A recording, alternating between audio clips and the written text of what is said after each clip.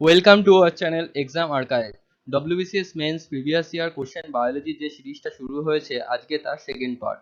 আজকে আমরা ইয়ার 2015 নিয়ে আলোচনা করছি।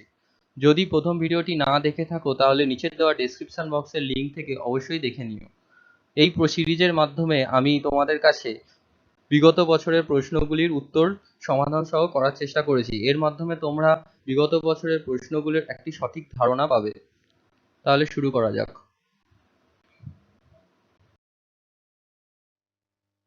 কোশ্চেন 1 বলছে lead blocks the biosynthesis of a muscle protein, B myoglobin, C haemoglobin, D ossein. Answer হচ্ছে সি হিমোগ্লোবিন। দেখো, lead decreases haem biosynthesis by inhibiting D aminolevulinic acid dehydratase বা যেটাকে অ্যালার্ট বলছে and ferrochelatase activity, F C H activity. Ferrochelatase which catalyzes the insertion of iron into protoporphyrin 9 is sensitive to lead। দেখো, এটা হিম বায়োসিনথেস pathway. Krebs সাইকেলের মধ্যে দিয়ে সাকসিনিল কোয়ে এ আর glycine মিলে তৈরি করছে ডি অ্যামাইনোলেভিনিক অ্যাসিড। সেখান থেকে তৈরি হচ্ছে পরফোবিলিনোজেন। দেখো, এইখানে কাজ করছে এএলএ। এএলএ সিনথেজ বা অ্যামাইনোলেভিনিক অ্যাসিড সিনথেজ। সেখান থেকে ডি অ্যামাইনোলেভিনিক অ্যাসিড তৈরি হচ্ছে। তার ফলে সেখান থেকে তৈরি হচ্ছে পরফোবিলিনোজেন। তো এখানে এএলএ ডিহাইড্রেটেজ কাজ করছে। দেখো, ভালো করে দেখলে দেখতে হবে এই যে এর পরিমাণ কনসেন্ট্রেশন কিন্তু কমে যাচ্ছে। তার ফলে কি হবে, লেডের জন্য এর কনসেন্ট্রেশন যদি কমে যায় তাহলে ডি অ্যামাইনোলেভিনিক অ্যাসিড থেকে পরফোবিলিনোজেন তৈরি হবে না। আরো দেখো, আরো কয়েকটা স্টেপ যাওয়ার পরে ফাইনাল স্টেপে প্রোটোপরফাইরিন 9 থেকে তৈরি হচ্ছিল হিম। ফাইনালি হিম তৈরি হচ্ছিল, যেটা হিম বায়োসিনথেসিসের ফাইনাল প্রোডাক্ট হিম। তো এই ক্ষেত্রে কি হচ্ছে না, ফেরোচিলেটেজের কনসেন্ট্রেশন কমে যাচ্ছে। তার ফলে কি হচ্ছে না, প্রোটোপরফাইরিন 9 থেকে যে হিমের জন্য যে এফি দরকার ছিল সেই এফি কিন্তু পর্যাপ্ত পরিমাণে পাওয়া যাচ্ছে না। তার ফলে হিম ঠিকঠাক তৈরি যদি না হয় সেটা কি হচ্ছে, সেখান থেকে অ্যানিমিয়া হচ্ছে ওকে।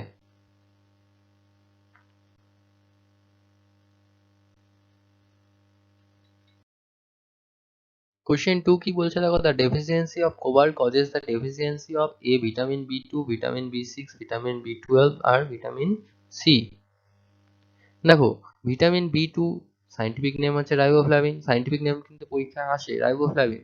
তার অভাবে কি হচ্ছে, চেলিওসিস, cracks in skin, red ice, cracks in tongue etcetera. এগুলো মেনলি কি স্কিনের রোগ হচ্ছে, দেখতেই পাচ্ছ, cracks in skin, চিলিওসিস, red eye, ঠিক আছে, ক্র্যাকস ইন টাং। ভিটামিন বি6 যেটা সাইন্টিফিক নেম হচ্ছে পাইরিডক্সিন, তার অভাবে হচ্ছে dermatitis, retarded growth, anaemia etcetera. Vitamin বি12 যেটার নাম হচ্ছে সায়ানোকোবালামিন বা কোবালামিন। দেখো, এই নামের মধ্যেই কোবাল্ট কথাটা আছে। তার অভাবে হচ্ছে কি পার্নিসিয়াস অ্যানিমিয়া। আমাদের কোশ্চেনটা কি ছিল, the deficiency of cobalt causes the deficiency of. যদি কোবাল্টের অভাব হয় তাহলে কোন ভিটামিনটার অভাব হবে। তাহলে এখান থেকেই দেখতে পাচ্ছি ভিটামিন বি12 এর সাইন্টিফিক নেম আছে সায়ানোকোবালামিন বা কোবালামিন, তাহলে ভিটামিন বি12 এর অভাবে হবে। আর ভিটামিন সি যেটার সাইন্টিফিক নেম হচ্ছে অ্যাসকর্বিক অ্যাসিড, তার অভাবে কিন্তু হচ্ছে স্কারবি। কোশ্চেন 3 বলছে chemically hormones are A amino acid, B fatty acid, C protein, D steroid. দেখো, এক্ষেত্রে কেমিক্যালি হরমোন হচ্ছে দু প্রকার, প্রোটিন আর স্টেরয়েড ধর্মী। তো একমাত্র সেক্স হরমোন এবং অ্যাড্রিনাল কর্টেক্স থেকে যে সমস্ত হরমোন রিলিজ হয় সেগুলো হচ্ছে স্টেরয়েড হরমোন, বাকি সব হরমোনই কিন্তু প্রোটিন এবং গ্লাইকোপ্রোটিন। তো যেহেতু তাহলে কেমিক্যালি হরমোনস আর ম্যাক্সিমামই হচ্ছে প্রোটিন ডেরিভেটিভ, তাই অ্যান্সার হচ্ছে কিন্তু এখানে অ্যান্সার সি বা সি হচ্ছে প্রোটিন। কোয়েশ্চেন 4 কি বলছে, arsenic is associated with A myeloma, B melanoma, C sarcoma, D glioma. এক্ষেত্রে আমাদের অ্যান্সার হচ্ছে কিন্তু ডি গ্লিওমা। গ্লিওমা কিন্তু এক প্রকার টিউমার, যেটা গ্লায়াল সেলে হয়ে থাকে ব্রেন অথবা স্পাইন, মস্তিষ্ক এবং শিরদাঁড়ায়। আর্সেনিক ট্রাইঅক্সাইড ইউজ করা হয়, AS2O3 ইউজ করা হচ্ছে কি কিসের জন্য, সেল গ্রোথ ইনহিবিশনের জন্য। মানে অ্যাকচুয়ালি টিউমারের ক্ষেত্রে কি হয় না, আনরেগুলেটেড সেল গ্রোথ হয়, সেই সেল গ্রোথ ইনহিবিশনের জন্যই কিন্তু ইউজ করা হয় আর্সেনিক ট্রাইঅক্সাইড। এবং কিছু কিছু ক্ষেত্রে প্রয়োজন মতো সেল ডেথের কাজেও কিন্তু ইউজ করা হয়।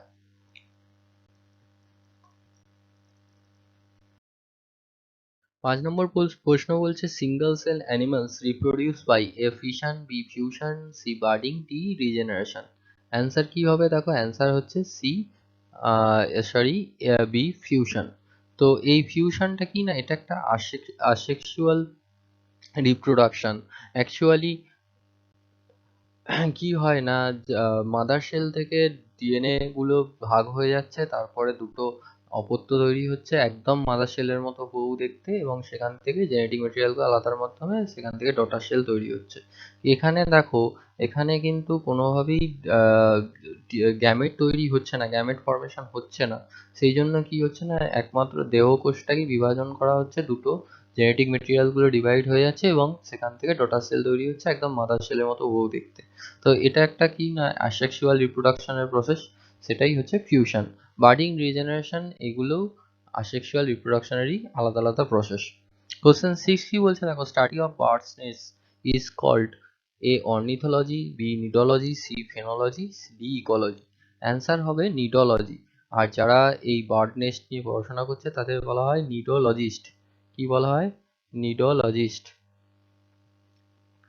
ওকে, দেখো কোশ্চেন 7 কি বলছে, zoo conservation data is kept by A ICBN, B ICZN, C WZSCS, D ICTB. Answer হচ্ছে আইসিজেডএন। ICZN কি না, the International Commission on Zoological Nomenclature acts as advisor and arbiter for the zoological community by generating and disseminating information on the correct use of the scientific names of animals. একটা অ্যানিমেলের scientific নেমের জন্য তার কিছু নির্দিষ্ট code মেনে চলতে হয়, সেই কোডগুলোই কিন্তু এই international commission on zoological nomenclature এরাই কিন্তু অ্যাডভাইস করে এবং দেখাশোনাও করে। এরাই ঠিক করে দেয় যে একটা প্রাণীর নামকরণ কিভাবে করা হবে। সেই জন্যই এদের জু কনজারভেশন ডেটা এরাই অ্যাকচুয়ালি মেনটেন করে। কোয়েশ্চেন 8 কি বলছে দেখো, in proportion of the size of the body which part lay large size eggs, A ostrich, B tinamous, C vulture, kiwi. মানে কি বলতে চাইছে যে কোন পাখি তাদের বডি সাইজের তুলনায় বড় ডিম পারে? A ostrich, B tinamous, C vulture, D kiwi. Answer হবে বি টিনামন্স। এ দেখো টিনামন্সের ছবি। তো এরা কি হয়েছে না, এদের বডির তুলনায় সাইজে বড় ডিম পারে। ওকে, কোশ্চেন 9 কি বলছে দেখো, the protected bird of India is A monal, B dove, C great Indian bustard, D crane. Answer হচ্ছে গ্রেট ইন্ডিয়ান মাস্টার্ড। কোশ্চেন 10 কি বলছে, animal with a single nostril is A whale, B tortoise, C python, D shark. Answer হচ্ছে whale. যাদের কিনা একটা মাত্র nostril থাকে বা নাচারন্ধ থাকে, সেটা হচ্ছে হোয়েল বা তিমি। তো কোশ্চেন 11 কি বলছে, blood pressure is under control of A adrenal, B pituitary, C thyroid, D aldosterone. Answer কি হবে না, ডি অ্যালডোস্টেরন। আমরা একটু ডিটেলসটা দেখে নিই। দেখো কি হচ্ছে না, ব্লাডে যখন পটাশিয়াম লেভেল রাইজ করছে তখন কি হচ্ছে অ্যাকচুয়ালি, তারপরে সেখান থেকে পটাশিয়াম লেভেল যখন রাইজ করছে সেখান থেকে একটা ফিডব্যাক আসছে, অ্যালডোস্টেরন রিলিজ হচ্ছে অ্যাড্রিনাল কর্টেক্স থেকে। অ্যাড্রিনাল কর্টেক্স কোথায় থাকছে, কিডনির ঠিক মাথায়। সেখান থেকে কি রিলিজ হচ্ছে না, অ্যালডোস্টেরন। এই অ্যালডোস্টেরন হরমোনটা কি করছে, এরপরে কিডনিকে টার্গেট করছে এবং পটাশিয়াম রিলিজ ফল হয়ে যাচ্ছে, কারণ পটাশিয়ামের লেভেল বেড়ে গেছিল। সঙ্গে সঙ্গে কি হলো না, পটাশিয়াম পরিমাণ কমাতে শুরু করলো। তার ফলে কি হচ্ছে না, ব্লাডে যে নর্মাল পটাশিয়াম লেভেল আছে সেটা নর্মালাইজ হয়ে গেল। আমরা যদি উল্টো দিক থেকে দেখি, তাহলে সোডিয়াম লেভেল যদি কোনো কারণে ফল্ট হয়ে যায়, তখন কি হবে না, এই একইভাবে একটা পজিটিভ ফিডব্যাক আসবে। ফিডব্যাক আসার ফলে কি হবে না, অ্যালডোস্টেরন রিলিজ হবে অ্যাড্রিনাল কর্টেক্স থেকে। সেইখান থেকে অ্যালডোস্টেরন কি করবে, কিডনিকে টার্গেট করবে। তার ফলে কি হবে না, সোডিয়াম রিঅ্যাবসর্বড হবে বাই কিডনি, কোথায়, ব্লাড স্ট্রিম থেকে। তার ফলে ব্লাডে যে পটাশিয়াম সোডিয়াম লেভেল আছে সেটা নর্মালাইজ হয়ে যাবে। এইভাবে ব্লাড প্রেশারকে কিন্তু কন্ট্রোল করছে কে না, অ্যালডোস্টেরন, যেটা রিলিজ হচ্ছে কোথায়, অ্যাড্রিনাল কর্টেক্স থেকে। অ্যাড্রিনাল কর্টেক্স কিডনির মাথায় অবস্থিত, সেইখান থেকে রিলিজ হচ্ছে অ্যালডোস্টেরন, সেটাই কিন্তু অ্যাকচুয়ালি ব্লাডে সোডিয়াম এবং পটাশিয়াম লেভেলকে নর্মালাইজ করে ব্লাড প্রেশারকে কন্ট্রোল করছে। ওকে, কোশ্চেন 12 বলছে, salmon fishes are also called A bony fishes, B trout, C cod, D starfish. Answer হচ্ছে বি ট্রাউট। কোশ্চেন 13 বলছে, malarial parasite could best be obtained from a patient, A 1 hour before rise of temperature, B in state of shivering, C when temperature comes normal, D 4 hours after the temperature reaches normal. Answer হচ্ছে instead of সিভারিং, যখন কাঁপুনি দিচ্ছে তখনই কিন্তু malarial প্যারাসাইটকে পেশেন্টের কাছ থেকে ভালোভাবে পাওয়া যাচ্ছে। কি হয় অ্যাকচুয়ালি, ম্যালেরিয়াল প্যারাসাইট মানে জানো প্লাজমোডিয়াম ভাইভ্যাক্স। তো এই পি ভাইভ্যাক্স কি হয় না, আমাদের আরবিসি গুলোকে রাপচার করে দেয়। এই রাপচার মানে ফাটিয়ে দিচ্ছে। তো আরবিসি গুলোকে যখন ফাটিয়ে দিচ্ছে, সেখান থেকে হিমোজয়েন বা যে আদার প্যারাসাইটিক মেটাবলিক ওয়েস্ট গুলো আছে সেগুলো রিলিজ হচ্ছে, সেই সময় কিন্তু একটা শরীরে কাঁপুনি দিচ্ছে। সেই সময়ই কিন্তু malarial parasite could best be obtain. দেখো কোশ্চেন 14 বলছে flowing water ecosystem is also called A pelagic, B estuarine, C lotic, D lentic. এগুলো দেখো সবই কিন্তু aquatic ecosystem. Okay, aquatic ecosystem. তো এক্ষেত্রে দেখো প্রথমটা আছে কি পেলাজিক। পেলাজিক মানে বোঝায় যে ওশিয়ান ইকোসিস্টেম। ওশিয়ানের সারফেস এরিয়া যে ইকোসিস্টেম সেটা কিন্তু পেলাজিক। আর যদি ওশিয়ানের গভীরে যাও তাহলে সেটা হচ্ছে কি বেন্থিক। এসুরাইন মানে আমরা জানি খাঁড়ি। সি হচ্ছে লোটিক, আর ডি লেন্টিক। সি লোটিক মানে হচ্ছে, লোটিক কথাটা হচ্ছে ল্যাটিন লোটাস থেকে, লোটাস মানে হচ্ছে ওয়াস্ট। ওকে, তার মানে এটা একটা ফ্লোয়িং ওয়াটার ইকোসিস্টেম। আর ডি হচ্ছে লেন্টিক। লেন্টিক অ্যাকচুয়ালি হচ্ছে টেরিস্ট্রিয়াল ইকোসিস্টেমকে বোঝায়। টেরিস্ট্রিয়াল যে টেরিস্ট্রিয়াল অ্যাকোয়াটিক ইকোসিস্টেম আছে, মানে যেমন ধরো লেক, পন্ড, ওয়েটল্যান্ডস, এইগুলো হচ্ছে লেন্টিক ইকোসিস্টেমের উদাহরণ। আর তাহলে লোটিক কি হচ্ছে আমাদের অ্যান্সার হবে, যেটার মানে হচ্ছে লোটাস, ল্যাটিন লোটাস থেকে এসেছে, লোটাস মানে ওয়াস্ট। অ্যাকচুয়ালি তাহলে flowing water ecosystem also called lotic ecosystem. Okay, question 15 কি বলছে দেখো, Robert Webster is known for his work associated with A cardiology, B influenza virus, C HIV AIDS, D Alzheimer. তা আমাদের answer হচ্ছে B influenza virus. Robert Webster influenza ভাইরাসের সঙ্গে সম্পর্কিত।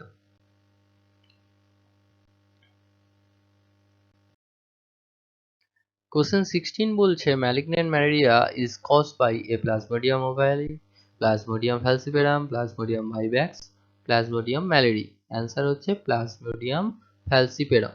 দেখো প্লাজমোডিয়াম ওভালের জন্য কি হচ্ছে mild benign tertian malaria, plasmodium ফ্যালসিপারামের জন্য বললাম ম্যালিগন্যান্ট ম্যালেরিয়া, প্লাজমোডিয়াম ভাইভ্যাক্সের জন্য হয় ভিনাইন টার্সিয়ান ম্যালেরিয়া, এবং প্লাজমোডিয়াম ম্যালেরির জন্য হয় বিনাইন কোয়াটার্ন ম্যালেরিয়া। দেখো এই ক্ষেত্রে কিন্তু সবচেয়ে বেশি যদি ডেডলি ধরা হয় তাহলে সেটা কিন্তু ম্যালিগন্যান্ট ম্যালেরিয়া। ওকে, সেটা কিন্তু ম্যালিগন্যান্ট ম্যালেরিয়া, এটা মাথায় রাখতে হবে। কোশ্চেন 17 কি বলছে দেখো, the oldest animal conserved in India is A tiger, B lion, C elephant, D black bear. Answer কিন্তু হবে এ টাইগার। একটু ডিটেলসে জেনে নিই। প্রজেক্ট টাইগার যেটা কিনা টাইগার কনজারভেশনের জন্য হয়েছিল, তো সেটা চালু হয় কিন্তু এপ্রিল 1973। তখন গভর্নমেন্টে ছিল কিন্তু প্রাইম মিনিস্টার ছিল ইন্দিরা গান্ধী, এবং ইন্দিরা গান্ধী গভর্নমেন্টই কিন্তু এই প্রথম প্রজেক্ট টাইগার করার কথা ভাবে। অ্যাকচুয়ালি টাইগারের সংখ্যা এতটাই কমে গেছিল প্রায় 1970-এর দশকে, 2000-এর নিচে নেমে গেছিল, সেই সময় কিন্তু এই প্রজেক্ট টাইগার প্রোগ্রামটা শুরু করা হয়। এই সালটা কিন্তু মাথায় রাখবে, এটা কিন্তু আসে যে প্রজেক্ট টাইগার কবে শুরু হয়েছিল, এপ্রিল 1973। কোশ্চেন 18 বলছে competitive exclusion principle was also denoted by A Darwin, B Gause, C Odum, D Wallace. Answer কি হবে, অ্যান্সার হচ্ছে বি গাউস। অ্যান্সার কি বলছে না, বি গাউস। কেন, কিরকম ভাবে হবে দেখে নিই একটু। বলছে two species competing for the same limited resource can not coexist at constant population values. মানে বলতে চাইছে যে দুটো স্পিসিস যদি কম্পিট করে সেম লিমিটেড রিসোর্সে, তারা কিন্তু কখনোই কোএক্সিস্ট করতে পারবে না। তো বলছে একটা স্পিসিস যেটা স্লাইটেস্ট অ্যাডভান্টেজ আছে আরেকটার উপর, সেটা কিন্তু ডমিনেট করবে লং টার্মে। হয় উইকার স্পিসিসটা এক্সটিংক্ট করে যাবে, অথবা সে তার যে ইকোলজিক্যাল নিচ আছে সেই বা বিহেভিয়ারাল যে প্যাটার্ন সেটা কিন্তু শিফট করবে। তিনি কি করেছিলেন না, দুটো প্যারামেসিয়ামের স্পিসিস নিয়েছিলেন, একটা পি কর্ডেটাম আর একটা পি অরেলিয়া। দুটোর মধ্যে তিনি এই লিমিটেড রিসোর্সের মধ্যে রেখে দিলেন। তার ফলে দেখা গেল প্রথম দিকে পি কর্ডেটাম পি অরেলিয়ার উপর ডমিনেটেড থাকলেও একটা সময় পি কর্ডেটাম কিন্তু এক্সটিংক্ট হয়ে গেল via exploitative resource competition. Okay, question 19 কি বলছে, among the following which one lays eggs and does not produce young ones directly. আমরা কি জানি ম্যামলসরা সাধারণত ডিম পারে না, ঠিক আছে, কিন্তু এখানে কি বলছে যে which one lays eggs and does not produce young ones directly, কিন্তু এক্ষেত্রে একটু ব্যতিক্রম হয়েছে, তারা কিন্তু ডিম পারছে। সেটা কি অ্যান্সার কি হবে? অ্যান্সার হবে A echidna, B kangaroo, C porcupine, D whale. এক্ষেত্রে কিন্তু অ্যান্সার হচ্ছে এ ইকিডনা। ওকে, ইকিডনা কিন্তু মানে হচ্ছে স্পাইনি অ্যান্টিটার্স। এরা কিন্তু মোনোট্রিম অর্ডারের মানে এগ লেইং ম্যামালসের। আর একটা ইনফরমেশন দিয়ে রাখি এক্ষেত্রে, এরাই কিন্তু একমাত্র লিভিং ম্যামালস যারা কিন্তু ডিম পারে। আরেকটা স্পিসিস আছে প্ল্যাটিপ্লাস, সেই প্ল্যাটিপাসও কিন্তু এগ লেইং ম্যামালসের মধ্যেই পড়ে বা মোনোট্রিমাটার মধ্যে পড়ে। ওকে,